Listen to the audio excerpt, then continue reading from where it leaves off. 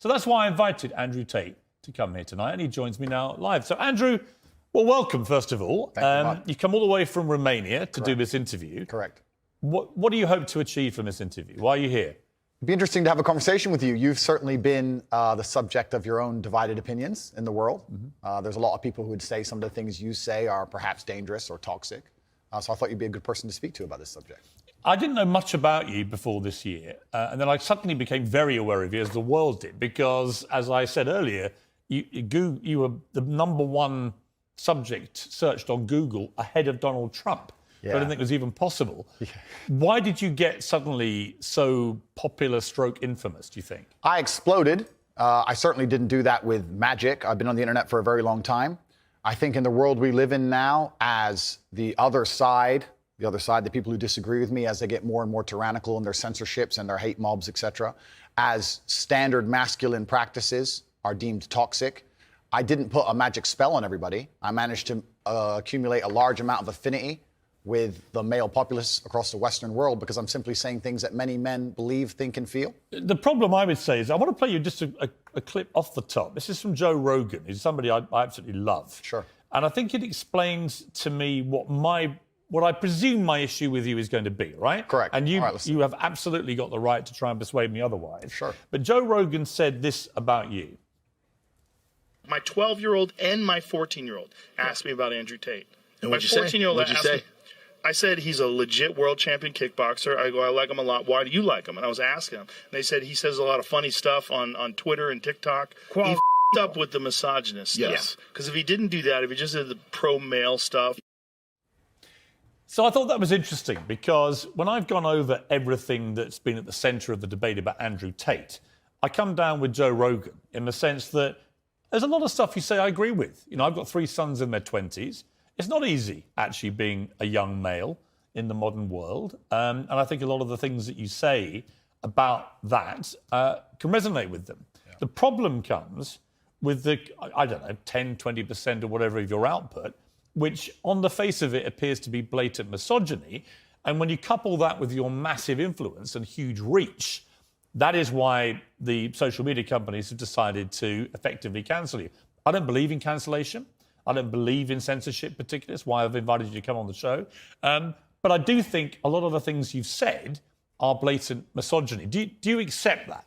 So you made a very interesting point there. You just said on the face of it appear to be blatantly misogynistic. I understand that on the face of some of the long format content I've made, if you're going to take a few seconds out of hours, chop it up, put it all over social media, accompanied with my massive fame, then things can absolutely not be taken out of context. I do not hate women in any regard. I have no negative relationship with women. No women have come forward saying I've hurt them. I have no criminal record for hurting women. There's no way I can be seen as the face or the devil in regards to how men treat women on the planet. I'm absolutely and utterly the opposite. I believe in protecting and providing. I've been misunderstood. There's been large contingents of people who have tried very hard to purport lies about me. And the truth of the matter is, I've been producing content for a very long time. Hours and hours of videos been cut down to 2 or 3 seconds of clip. Those clips have gone viral and people misunderstand me. But I think you've used this phrase of be taken out of context. And I'm not sure that is correct in the sense that it still comes out of your mouth. And some of the things some of the things you've said, I just think are blatantly. Well, let's do them. Let's hear them. Let's go through some. Sure. Right? So you said this about Me Too / rape. This is probably 40% of the reason I moved to Romania. In Eastern Europe, none of this garbage flies. You go to the police and say, he raped me back in 1988. They'll say, well, you should have done something about it back then. Yeah, so the point I was making was obviously at the height of the Me Too scandal, and also if we look at Amber Heard and Johnny Depp, there's been a lot of high-profile cases where men have been accused of things they did not do without evidence, and their lives have been completely and utterly destroyed. Right. When I say these things, people sit and say that, oh, he hates women. I don't hate women. I think rape is disgusting. I would take a stronger stance on rape than the British government. I think these people should face the death penalty. But to sit and say that women without evidence can go forward and just make up accusations against men, even though they've been repeatedly proven to destroy men's lives at will, is absolutely and utterly What about a asinine. woman who was raped back in 1988 and goes to the police? Then the man should face absolute and complete justice. But you understand that when that clip appears on TikTok as a clip, and all right... As a clip, completely. Okay, but it's still something that came out of your mouth. Do you accept that when that appears on TikTok, a lot of young, maybe not as smart as you, young men, right? Impressionable, teenagers, will read that and go, What's he saying here? Is he saying that rape doesn't exist? No, I completely. I'm not going to sit here as a professional and say that I can't be taken out of context. What I will say is that one small sentence you've taken was from a 1-hour video where I explained that, of course, rape is disgusting. Of course, everybody should be punished for their crimes regardless of when they happen. But people are not perfect, male and female. And if you give women the opportunity to destroy men's lives without evidence, there's going to be a contingent of women who will do that. I'm trying to make a balanced and nuanced argument in a world where people have no attention span. They're going to take a few seconds, put it online, decide someone's good or bad, not be interested in the longer format video. And here I am. No, I'm certainly a person who takes personal responsibility. That's who I am as a person. But we live in a world now with TikTok videos 5 or 6 seconds long. There's no content. Do you think women are the property of men? No. The point I was making... Why have you said they are? Because I made a religious point. I said that when a man marries a woman, the woman's father walks her down the aisle, and hands her away to the man. Traditionally, this is what it says in the Bible. I'm a religious person. I believe in God. I live in the most religious country in the world. So you do think that the woman becomes the men? I think she takes his last name. I mean, let's watch the clip that you said about this so that we can get it in context. So I think my sister is her husband's property, yes. When a bride is walking down the aisle to marry the groom, the father walks next to her and gives her away. True or false? Absolutely. But I've been married twice, as it turns out, and on both occasions I didn't believe that the woman was being handed to me as chattel, as property. Perhaps the way the reason I'm asked that question repeatedly, and I'm asked in a loaded way. So would you rephrase what you said there? Now, that's an interesting point about phrasing. The way I would say things before I was famous, I have to take personal responsibility and accept that if I make a video that 500 people see and 1% of them misunderstand it, that's not a problem. If I make a video that 5 million people see and 1% of them understand. So specifically on that point, I think my sister is her husband's property. She took his last name. She married him. She wanted to join his family. She has said it herself. Right. So she's still a sovereign individual. She's absolutely not a sovereign individual. Property means that the husband owns your sister. Listen, my friend, if we want to argue about this, you need to go back to the Bible, to the Quran. You need to argue with religious. No, I'm not talking about anything in the Bible or Quran. But that's what it says. No, I'm asking you what you think. I think that if a woman marries a man and she decides to take his last name, that they have different roles and responsibilities within that marriage, and I believe that. That's not the question. I believe the father. The father hands her. Don't behave like a politician. The father hands her to the man. Right, but don't be a politician, because I think you're a straight talker, right? You keep telling me you're a straight talker. I think my sister is her husband's property. Do you regret saying it like that? I understand that with my newfound fame, perhaps it could be phrased differently. However, I still believe that a woman is given to the man in marriage. That's what I believe. Yeah, but not as property. No, property is the word that other people use when they ask me the question. But as an equal partner in a loving union. That's what marriage actually means. It doesn't mean that when you get married, the woman is given to you as a bit of chattel. Agreed. So why say it? But that's the way that people ask me the question. People say to me, they ask the question. Hang on. You can't blame people for asking you questions. Surely, if you want to be accountable for what you've said, you've got to own your responses, not blame the question. I own the response. It'd be like me asking you a question now and you say something and then say, well, actually, I blame you for asking. I understand, Piers. Piers, I understand. I believe the woman is given to the man. I believe she's given away by the father. I believe she belongs to the man. So fundamentally, you do believe that a woman becomes a man's property at marriage. I believe she belongs to the man in marriage, correct. Right.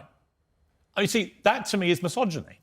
And you're entitled to your opinion. Right. But do you not understand why people think it is misogyny? I understand why some people can be very offended by what I say. What they do is they take a point like that and they ignore all the other points I make the other way around. Yeah, but that's why I've repeatedly asked you about that line to see if you've changed your position. But the reality is you haven't.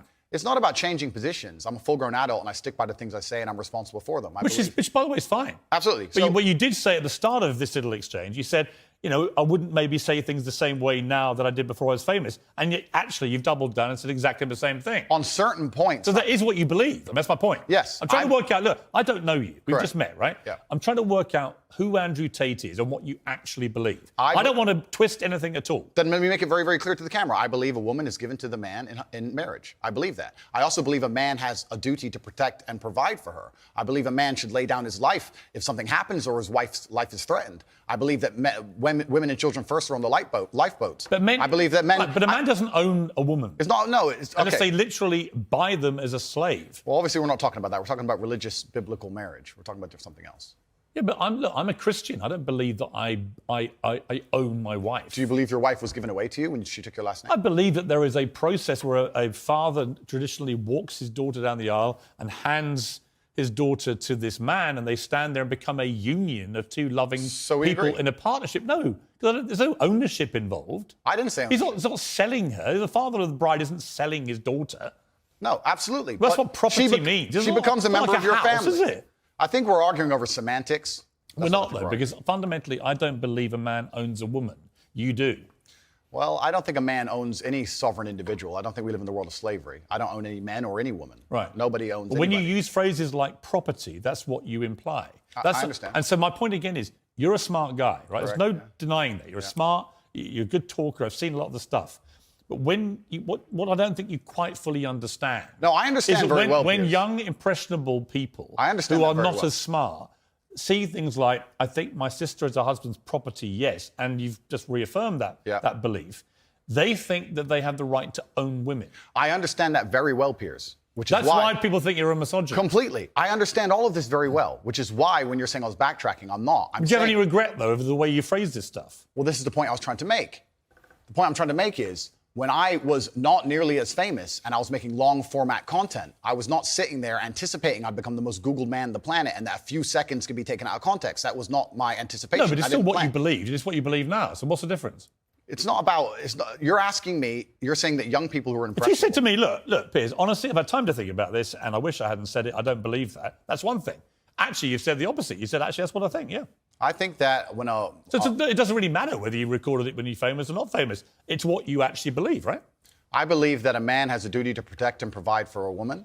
I believe that a woman's father gives her away to the man. That's what I believe, and that's in my marriage. That's the circumstance I'm going to live under. If people want to live in a different scenario, that's completely theirs. Their prerogative. You went on to say about authority over women. If I have a responsibility over her, I must have a degree of authority. Yeah. For the same reason, if I have responsibility over and people are going to use their mind, it's an example, an analogy. Responsibility over a child, I have to have some authority. Yeah. So you believe as part of your ownership or your property of the woman, you have authority over her. No, I believe if you have... That's what you said. I believe if you have responsibility over something, you have to have a degree of authority or you can't be responsible. Yeah, but authority means, again, that you're the boss. The point I'm making, if you'll please let me finish Sure. at this point, the point I was trying to make was talking about the safety of a woman.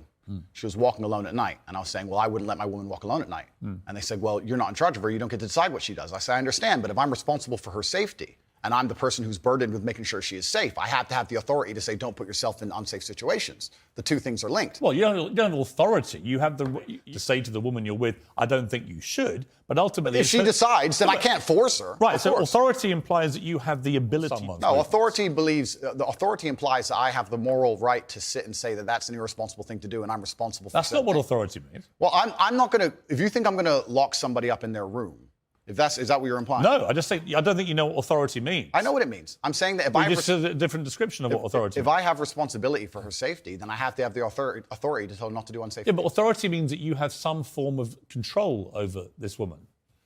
I think what you're trying to do. I'm only trying to get to what you think. Honestly, I am. I come with no agenda here at all. I understand.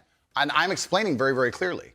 If I have responsibility over said subject, I have to have authority over it. So let me say you have children, right? Right. You have responsibility for them. No, I have legal authority over my children. That is very different to having legal authority over my wife or my female partner. Completely. But the point I'm trying to make, So you accept that? I accept that Because you used the analogy of responsibility for a child. my friend, these are very These are actually really important things. they're Andrew. important things, but you interrupt me every 5 seconds, so it's hard for me to actually explain my point. The point I'm making here is very simple. You have children, and you're responsible for their safety, so you're going to have authority to say, don't go out at night, perhaps, because you want them to be safe. I have legal authority. You have a legal authority. Yeah. Legal authority. I'm saying that if I had a woman, and the question where you've raised this soundbite from, I was asked about protecting a woman, making sure she's safe. And I would say I wouldn't want her to go out at night on her own because I'm responsible for her safety. And someone said, well, you don't have authority over her to do that. And I said, well, no, I can't force her to stay inside. But if she were to ask me, how do I protect myself at night? I would say, well, you should stay inside. That's how you should do it. I don't have an issue with what So you we just agree. Said. No, because It's the semantics. No, you're it's not semantics. And this is where I don't think you quite get why there's a furore over what you say, with respect. Because the semantics point would be if we're saying the same thing in different ways, but we're not.